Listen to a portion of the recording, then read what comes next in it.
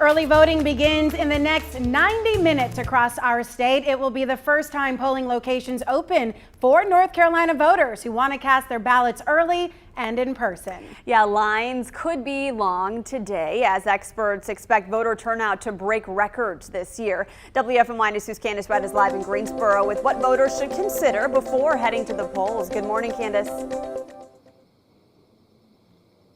Megan, good morning to you. Well, this morning we're at the Craft Recreation Center on Yanceyville Street in Greensboro. It's one of the 25 voting precincts in Guilford County. And early this morning, voters are already standing in line to make their voices heard. And since it's the first day of early voting in North Carolina, again, you can expect those long lines at the polls. Now, according to the U.S. Elections Project, more than 16 million Americans have already voted in the reporting states.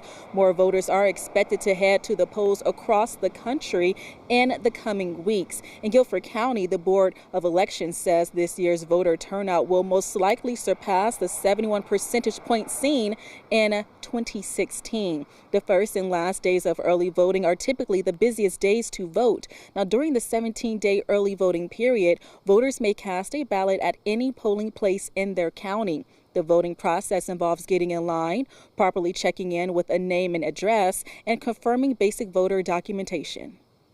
At that point, we're going to get the paperwork from the voter at the ballot table and give the voter the paper ballot. We're going to put it in their hand. That voter then takes that paper ballot, walks to a voting booth, a sanitized voting booth, and fills it out with a pen. After they've made their bubbles, they're going to scan their ballot in themselves. It's going to drop into the bin, and they're going to walk out, and they're going to be done. The state board is reminding all voters to respect the rights of others to participate in the election. Intimidating any voter is a crime.